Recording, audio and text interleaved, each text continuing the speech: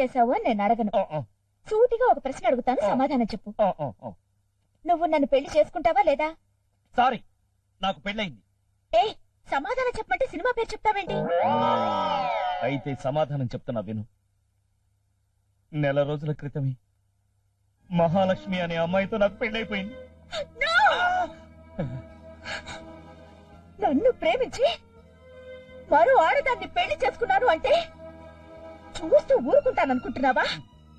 లేవా, నా ప్రేమ గెలుస్తుందో దాని పెళ్లి నిలుస్తుందో తేలుస్తాను. అదే నాకు కావాల్సింది. తొడగొట్టి నీ ఇంట కాలు పెట్టి మెడబట్టి దాన్ని బయటికి గెంటి దాని కళ్ళ ముందే నీ చేత నా మెళ్ళో తాళి కట్టించుకోకపోతే నేను పులివెందుల వీరరాఘవరెడ్డి కూతుర్నే కాను అని అంటాననుకున్నావు కదూ?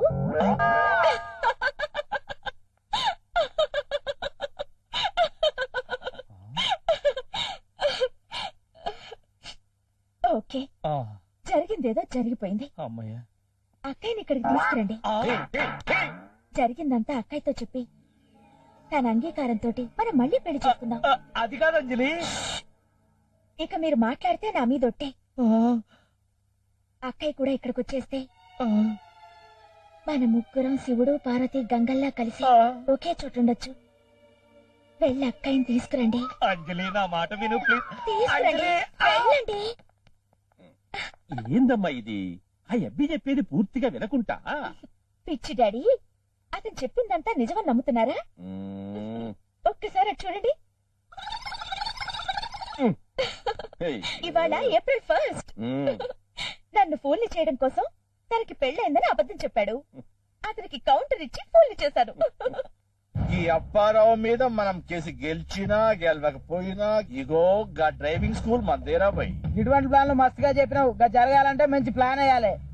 వేసినా మా మనబడి రేంజ్ లో మాస్టర్ ప్లాన్ వేసినా. ఏం సార్ ప్లాన్? అందరి కథలు కంచికెళ్తాయి కదా. ఈ అప్పారావు గారి కథ కాశీకెళ్ళి గంగలో కలిసిపోతీరా. ఏం ప్లాన్ వేసిన సార్? Super sir. గురు గురు గురు ఇక్కడి నుంచి మన డ్రైవింగ్ స్కూల్ ఎత్తించడానికి ఆ ఖాన్ గాడు ఏదో కాశీ ప్లాన్ వేస్తున్నాడు. కాశీ ప్లాన్? కాశీ అంటే నేను గీతను కాశీకి పంపాను వాళ్ళ తాతతో చెప్పటం వీడు వినుంటాడు. అంటే గీతను చంపింది వీడే ఉంటాడు. వాడి సంగతి నేను చూసుకుంటాను, నువ్వు వెళ్ళి పని చెప్పు. హలో,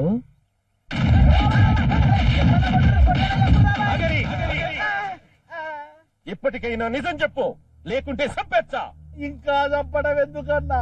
హాస్పిటల్లో చేర్చకపోతే కాసేపట్లో నేనేదొస్తా. కామెడీ చెయ్యాకో, నిజం చెప్పు. ఏ విషయం గురించి అన్నా? అన్ని కథలు కంచికెళ్తాయి, అప్పారావు కథ కాశీకి వెళ్తుందన్నావంట కదా, ఆ కాశీ కథ ఏంటో చెప్పు. నిన్ను భయపెట్టి నీ అంతటా నువ్వు స్కూల్ వదిలి వెళ్లేలా చేయాలా? తీసినావా? మర్డర్ నేను చేయటం ఏందన్నా? మరేం చేసావో చెప్పు. మీ బామ్మ కాశీకి వెళ్ళింది కదా, ఆమెను కిడ్నాప్ చేసి నిన్ను బ్లాక్ మెయిల్ చేయమని నా మనుషుల్ని కాశీకి పంపిన. అంతేనన్నా? ఒట్టన్నా, ఇంతకంటే నాకేం తెలియదన్నా. ఏమో మహాలక్ష్మి, ఎక్కడి దాకా వెళ్తున్నావు? కాశీ నుంచి మా వారి బామ్మగారు వస్తున్నారు. ఆవిడ్ని రిసీవ్ చేసుకోవడానికి వచ్చాను పిన్ని గారు. సరే, ఈ బస్సులు ఎప్పుడు వస్తాయో ఏమో. నేను ఆటోలో వెళ్ళిపోతాను. వస్తానమ్మా.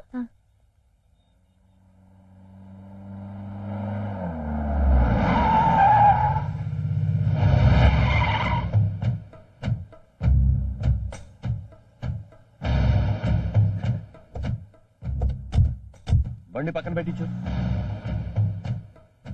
భయపడకు, అరెస్ట్ చేయడానికి రాలా. మావిడ పుట్టింటికి వెళ్ళింది. ఇంటికి వెళ్తాం పదా. ఎందుకు? ఎందుక? ఎంత అమాయకంగా మాట్లాడుతున్నావే. కొంచెం మర్యాదగా మాట్లాడండి. ఛా, నీలాంటి దానికి డబ్బులు ఇవ్వటమే కాకుండా మర్యాద కూడా ఇస్తారా? నీ సుఖం నేను ఉంచుకోండి, రోజుకో 100 ఇస్తాను.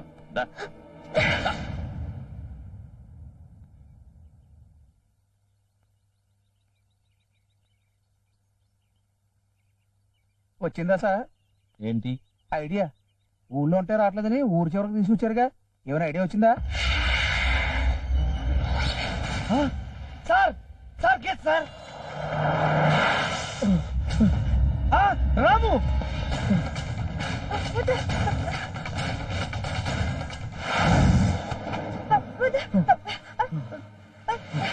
ఏయ్, నిన్ను చంపితే గానీ నాకు మనశ్శాంతి ఉండదే.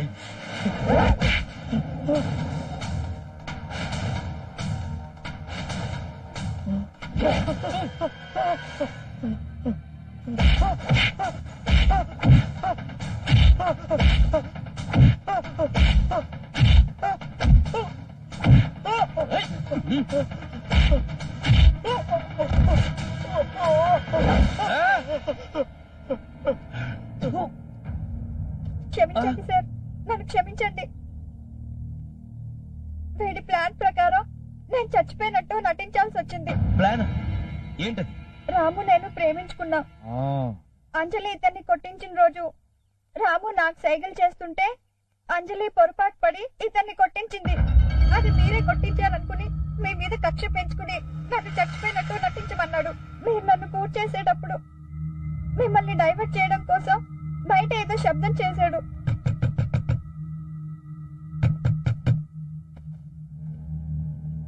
అటు మీరు వెళ్ళగానే తను వచ్చి గోతులో ఉన్న నన్ను బయటికి తీశాడు. అక్కడి నుంచి తను నన్ను రూమ్ కి తీసుకెళ్లాడు. మాయ మాటలతో లోబర్చుకున్నాడు. ఆ తరువాత మిమ్మల్ని వాస్తు శిల్పి పేరుతో బ్లాక్మెయిల్ చేశాడు.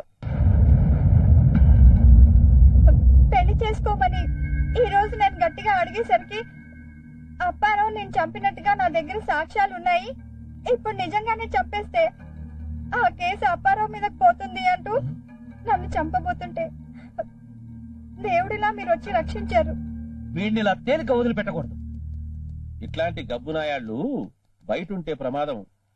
ఎన్ని వీలైతే అన్ని కేసులు వీని మీద పెట్టి వీడు సత్యాల దాకా లోపల ఉండేట్టు చేయాల.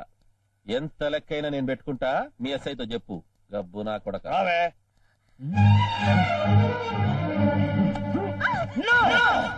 ఇంకీ నాటకాలు ఆడటం నా వల్ల కాదు. మీరు మీ అమ్మాయి సంతోషంగా ఉండడం కోసం ఇంతకాలం మీరు ఆడించినట్టు అలా ఆడాను. దానివల్ల నేను ఎన్ని ఇబ్బందులు వచ్చినా భరించాను, ఎంత కష్టం వచ్చినా సహించాను.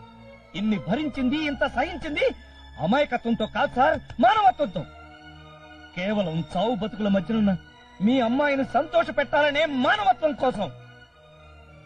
మీ అమ్మాయికి క్యాన్సర్ లేదని తెలిసాక తనంతట తానే నాకు దూరం అయ్యేలా చేస్తాను, అంతవరకు నువ్వు నటించు అని చెప్తే నేను ఎందుకు ఒప్పుకున్నానో తెలుసా? నన్ను పిచ్చిగా ప్రేమించిన మీ అమ్మాయి నా ప్రేమ కేవలం నాటకం అని తెలిస్తే ఏ అఘాయిత్యం చేసుకుంటుందోనన్న మానవత్వంతో.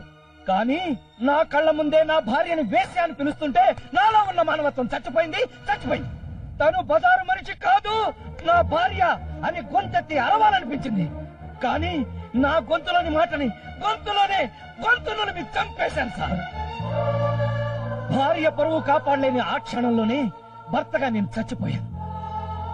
ఇప్పుడు నేను మనిషి రూపంలో ఉన్న శవాన్ని. శవాలు నటించడానికి పనికిరావు సార్. అబ్బి, నీ పరిస్థితి నేను అర్థం చేసుకోగలను అబ్బి. ఈ లంక పోలీస్ స్టేషన్ లో మహాలక్ష్మి నా పరిస్థితిలో చూస్తుంటే పోయమ్మ నీ భార్యగా కనిపించలే, నా కూతురే అనిపించినది. మొగునిగా నువ్వెంత బాధపడినావో నాయనగా నేనంతే బాధపడినా. యా సంబంధము లేకుండానే నువ్వు నా కూతురు కోసం ఎంతో చేసినావు. ఇప్పుడు ఒక్కతో నేను వెళ్ళిపోతానంటే ఈ లంక నువ్వు చేసిందంతా ఏమైపోతాది?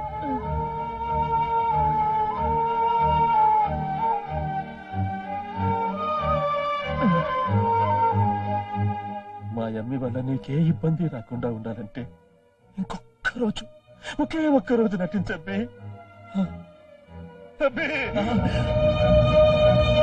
చెప్పండి సార్, ఏం చేయమంటారు?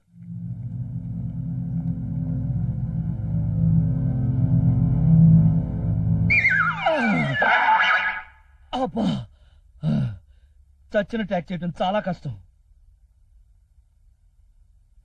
శవం గారు, మీరు ఎలా చచ్చిపోయారండి? యాక్సిడెంట్ లో. అదే కదా, శవం మాట్లాడుతుంది. మాట్లాడింది నేను, శవం కాదు. నువ్వా? హడిల్ చచ్చాను సార్. నేను ఇలా చచ్చిపోయి శవంలాగా డ్రామా ఆడటం కరెక్టేనంటారా? కరెక్టేనబ్బి. నీ మీద మా ఎమ్మికున్న ప్రేమను చంపడం కంటే నిన్ను చంపడం తేలిక. ఈయన చనిపోయారని తెలిస్తే ఆ అమ్మాయి గారు తట్టుకుంటారా? ఓరే, ప్రేమించినోడు చచ్చిపోతే ఎవరైనా తట్టుకుంటారా? అంజలి కూడా అంతే. ఈయన్నే ఉంటే ఏ జ్ఞాపకాలు మళ్ళా వస్తాయని చెప్పి చల్లగా ఈ ఊరి నుంచి తొడకపోతా. ఆ తరువాత దాని మనసు మారినాక మంచి సంబంధం చూసి పెళ్లి చేస్తా. సార్ పెళ్లికి నన్ను పిలవడం మర్చిపోబాకండే. సారీ, టంగ్ స్లిప్ అయింది. అన్నిటికీ సిగ్గుపడితే ఎట్టా? నేను అడుగుతా ఉండు. ఇదిగా అబ్బాయి, స్టమక్ చెకింగ్ ఎక్కడా? బామ్మగారు, స్టమక్ చెకింగ్ కాదు, ప్రెగ్నెన్సీ టెస్ట్. అబ్బా ఏదైనా ఓటేలే అమ్మాయి. అదే ఆ చెకింగ్ ఎక్కడా? స్ట్రైట్ గా వెళ్ళి లెఫ్ట్ తిరగండమ్మా. ఇంక మధ్యలో వచ్చేసాది. నేను బయట ఉండి అమ్మిని తీసుకొస్తా. ఇంక నువ్వు రావు. నువ్వు శవము. అదే కదా, అలా అన్నారు, బాగుంది.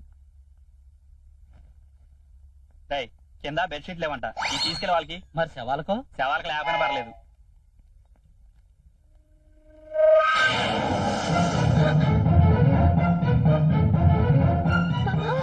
మీ మనవడు ఏమండి? అయ్యో అయ్యో నా మరగడ, అప్పుడే నీకు నూరేళ్ళు నిండిపోయినాయి అంటరా. దాన్ని అన్యాయం చేసి వెళ్ళిపోయావు కదరా. వారి దేవుడు దాని కడుపు పండి మనవడు పడతాడు అనుకుంటే నా మనవడు బుగిపాలైపోతున్నాడు. వారి దేవుడు ఒరేయ్, చూసామంటే అమ్మో నీకేమైంది? అమ్మా డాక్టర్ అమ్మా, ఓ డాక్టర్ అమ్మా. ఏమైందమ్మా? నా మనవరాలకి ఏమైందో చూడండి అమ్మా. అమ్మయ్య డాక్టర్, డాక్టర్ చూడండి అమ్మా. ఏమైంది? అమ్మా కొంచెం జాగ్రత్తగా పట్టుకోండి అమ్మా. అసలు అది నెల తప్పుంది. అయ్య బాబోయ్, అంజలి లవర్గా చద్దామనుకుంటే దీని మొగుడుగా చచ్చానేంటి? అమ్మగారు ఏమైందప్పు? అమ్మా పాపము పోయినాడు. పోనీ ఏం చేస్తావు? అమ్మా అమ్మ ఏడ్సాకు. అమ్మా ఈ అబ్బి చాలా మంచోడమ్మా. ఆదానికి దేవుడు ముందుకు వచ్చిపోయినాడు. అమ్మా ఏడ్సాకు. అమ్మా అమ్మ రాదే. అమ్మ అమ్మ అమ్మ అమ్మ పోతావురా. అమ్మా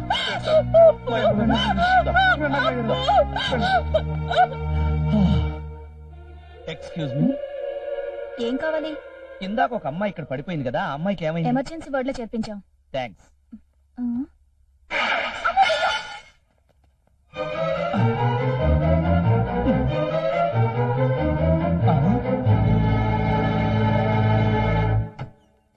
డాక్టర్, ఆ షాక్ అయి పడిపోయిన అమ్మాయికి ఎలా ఉంది? ఆ అమ్మాయి తన భర్త చనిపోయాడని కోమాలకు వెళ్ళిపోయింది. 24 గంటలు గడిస్తే గానీ ఏమీ చెప్పలేదు.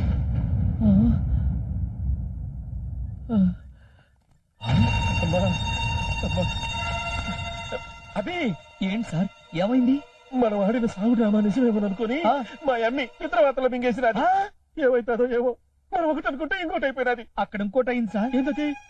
నా శవాన్ని చూసి నేను నిజంగానే చచ్చిపోయాను అనుకుని మా ఆవిడ కోమలోకి వెళ్ళిపోయింది సార్. భయం ఎందుకు వచ్చింది? నా కర్మ గాలి. 10 నిమిషాలకోసారి స్పృహలోకి వచ్చి నా మొగుడు అని మళ్ళీ కోపలోకి వెళ్ళిపోతుంది. అయితే అర్జెంటుగా నువ్వు పని చెయ్యా.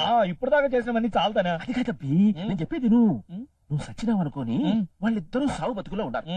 నువ్వు ఇద్దరి దగ్గర బతికినావు అనుకో, ఇద్దరు బతుకుతారు. అర్థమైనదా? ఏంటో అన్ని అర్థమైనట్టే ఉంటాయి, ఏమీ అర్థం కాలేదు. అట్నే ఉంటాదిలే. వాయమ్మ దగ్గరికి పో.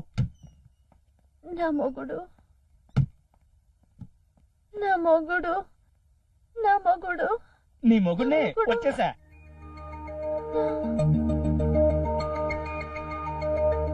ఏంటి దెయ్యాన్ని చూసినట్టు చూస్తున్నావు?